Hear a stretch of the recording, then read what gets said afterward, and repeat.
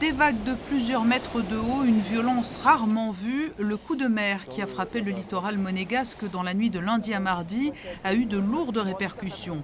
Pas de victimes à déplorer, mais les commerçants du site ont vécu une nuit d'angoisse avant de ne pouvoir que constater l'ampleur des dégâts au lever du jour. J'ai eu le malheur de constater une catastrophe que pour ma part, de ma génération, je juge sans précédent.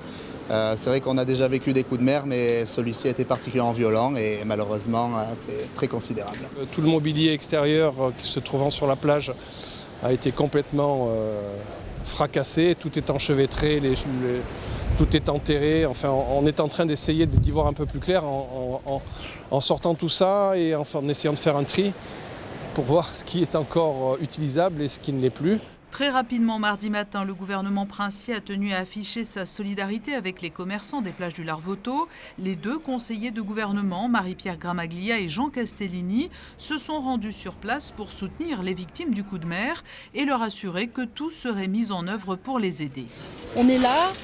Beaucoup d'équipes sur place sont en train d'aider les différents commerçants qui sont très touchés à nettoyer l'extérieur, nettoyer les plages. On voit un petit peu ce paysage désolant de tout qui est cassé. Donc nous nettoyons le plus possible les plages. On va renforcer les protections puisque ce soir il y a un autre coup de mer qui est prévu. Les équipes ont été demandées en renfort également pour nettoyer l'intérieur des bâtiments puisque l'eau s'est infiltrée à l'intérieur de différents commerces.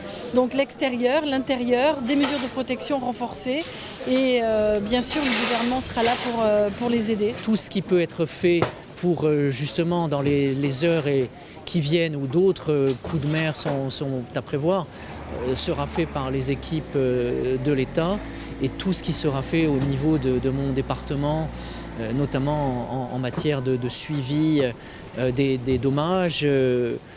Je sais qu'il y a des experts d'assurance qui viennent dès cet après-midi pour constater les dégâts et nous serons aux côtés des commerçants du Larvoto.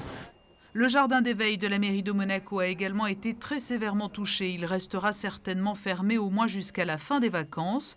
Les enfants qui le fréquentaient ont tous été pris en charge dans d'autres centres d'accueil d'enfants de Monaco. Beaucoup d'eau est rentrée dans les locaux, en charriant en plus pas mal de sable. Donc toute la surface de la crèche est recouverte d'une épaisse couche de sable et donc avec tous les dégâts qu'on peut imaginer.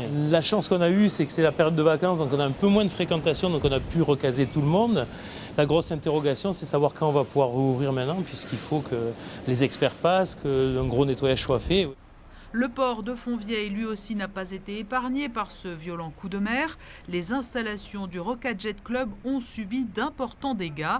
Cet allomate a notamment été complètement éventré.